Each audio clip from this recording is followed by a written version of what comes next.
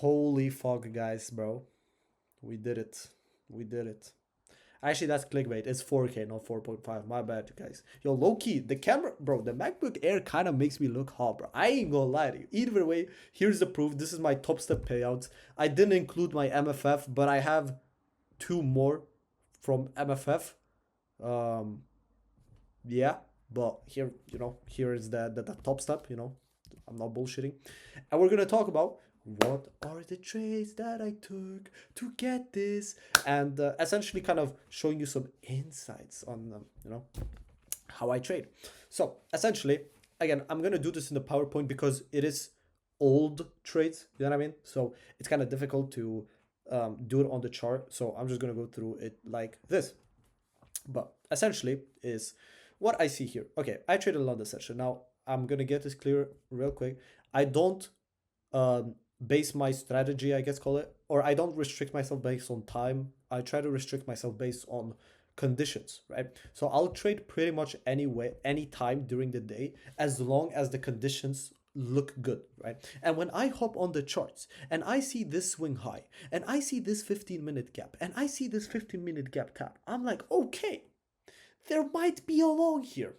There might be a long here. And it's pretty fucking obvious. So what do? I long it. So what happens is, key point is, what I want to say is I have two draws, right? And that's something you're gonna see quite often from my strategy and from my trades in the future. Most of the times I'll have a easy draw, which is this high, and I'll have a clear or obvious or whatever draw, which is this. We're obviously drawing towards this, but I'm still not 100% confident we are gonna go up here. Now I will say, 9 times out of 10, I am probably taking this trade at least to this easy draw, and I'm leaving runners towards the draw. The reason why I didn't do that here, I just played it for a 1-to-1, is because I just wanted to secure my payout. This was the last day I needed. So I was like, fuck it. I'm not gonna, I'd rather just secure it here rather than risk the break even. This isn't really an A plus setup. It's kind of choppy, which I like, but I don't like at the same time. But again, if it was a different day, if it wasn't the last day I needed, I would probably have held at least to this high and probably left a runner to here, just judging on how clear this is. And again, I'm not targeting the highest high. I'm just targeting the easy draws, right? Easy draws. We're obviously heading towards this high, which is again, a very key note in my setup. So this is the last day I took on the day. And again, what can you see? Clear draw, 15-minute retracement, and a 1-minute displacement, as well the SMT. Very, very nice. Going into the next day, we'll see again. This time I'm trading a bit of a pre-market trade. It's about 7 a.m. And my idea essentially here is, okay, we swept this low. Now, I'm not going to get too detailed today about it. I might show it in a different, I don't really want to say teach, because although I have some aspirations of teaching, right now I just want to make this YouTube channel and just kind of show you guys what I do. So I'm not going to get too deep into this, but if you know, you know. But I see this gap and I say, you know what, we're probably going to head towards this low, right? I'd much rather take a short from this gap down towards this low rather than try to long this for whatever reason, right? So I go into the lower time frames and I ask myself, okay, where can I see a trade? We swept this high, got the second sweep inside of the 50-minute gap.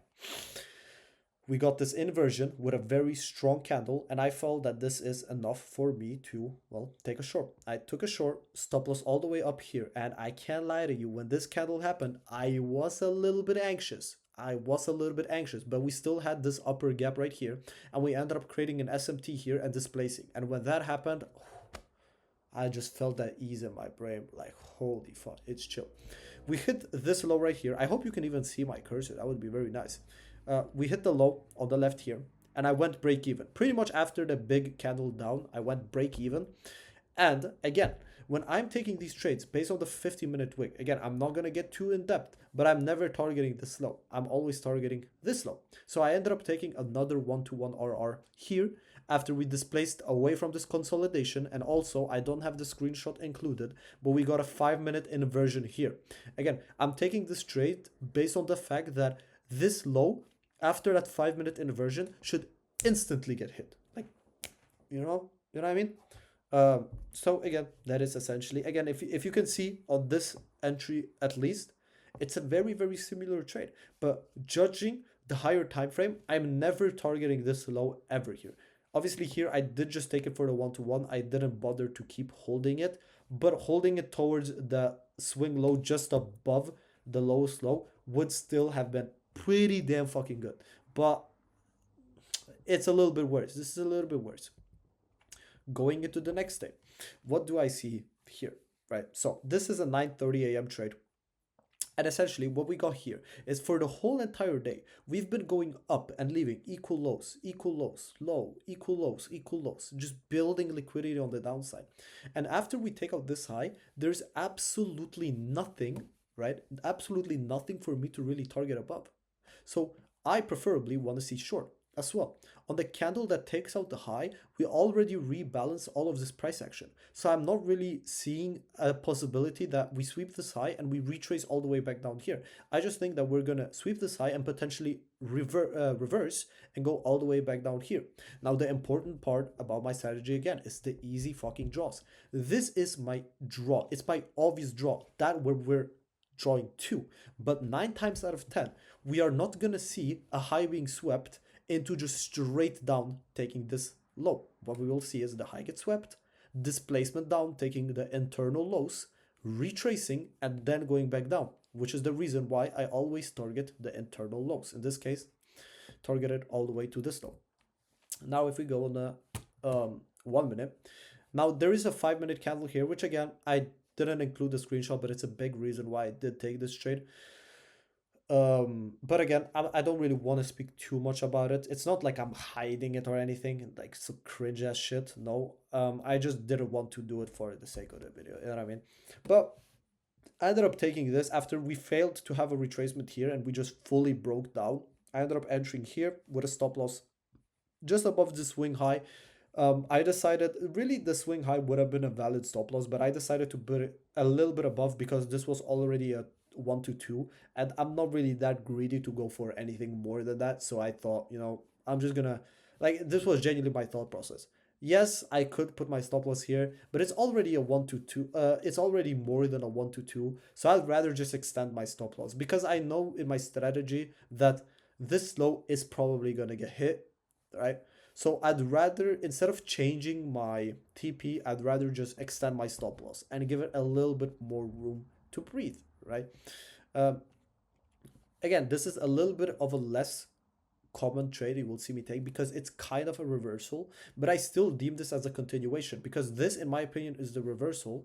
And when we get this 1-minute retracement and we continue breaking down, I just expect this to be the continuation and that we are just going to strongly displace on a higher time frame towards the internal draws before we get a retracement and eventually head back down. Again, I also want to recognize the same pattern you saw here where we edged the low, right? Same thing happened here. If you guys take a look on it, you'll kind of see a similarity in why that happens. Again, I'm not going to go into depth on this, but I might in the future, probably will. Now, this is even more of a less common trade you will see me take, but not really because I don't take these trades, but because they happen every so often. We consolidated and just slowly go up, slowly go down, slowly go down, slowly go down, and then all of a sudden we fucking just shot up, right? When I see that, I'm like, okay, this becomes a pretty obvious draw. If we continue holding these gaps and continue going, this is probably a good fucking draw. We retraced here, displaced above, and then when we get this 50-minute displacement, I know for a fact that there's no reason, right? It could, but then I would just be incorrect. If I'm correct, there is no reason for us to go back down into anything of here. The only reasonable thing is for us to displace through breaking this 15-minute fair value gap, and if anything, creating a 15-minute gap and then retracing into it. And if that would happen, I would have hit a break even and I'd probably re-entry if I got a 1-minute confirmation. But I was confident in taking this 1-to-1 with the fact knowing that the next 15-minute candle is probably already gonna expand enough for me to just, secure the profit without that retracement happening. In hindsight, we went straight to that high, but I'm not really mad. And I just had a voice crack. Fuck you if you mention it. And the last trade is we see this bullish BA, and I just want to see it continue, right? I'm not trying to short this. I don't want to short this, right? We have a clear high to target still. Bro, oh my god, bro, who am I? Am I a teenager, guys? Yo, chill, gang. Holy fuck. Alright, either way, we got this retracement. It's not the best of the retracement, but again, I don't really want to short this because there is simply no reason to. So if I see a really good opportunity to long, I will still probably take it. And we did. We had consolidation. We started rejecting the lows. We created SMT on the low, and we just have this. This right here is the pinnacle of my setups. These candles, where we just inverse all of this consolidation in one fucking candle. And I ended up taking this with a stop loss on the SMT low, which I always do. I'll never sacrifice. If there's an SMT low, I will always use the SMT low. I don't think you guys will ever see me sacrificing the stop loss if it's an SMT low. But I ended up taking it only here for a 117 RR because, again, I'm not that greedy to take it up here. 930 is about to open, and I'm not really expecting us to take this high and continue very high up. So I'd rather just get out at the easy target and leave the obvious target, you know, to go. And if it hits, beautiful. If it doesn't hit, like, hey, I'm out, you know. And yeah, you can say in this case it hurt me, but I promise you, you guys, if you keep watching my videos, bro, you will see this say me more often than not. Talking about this, you're probably gonna see a lot of trade recaps from me. Maybe some streams, maybe some, you know, fucking gooning on live. I don't fucking know. Maybe some TikTok scrolling, Tinder scrolling baddies. I want to do fishing content. I ain't gonna lie to you. I'm gonna fucking do that shit. And yeah, bro, you know, I don't fucking know what to say, but like, yeah, shit's lit. I got a 4K payout. I'm low key, like, you know, locked in. And yeah, we'll get another one. And soon, I'm just, fuck you.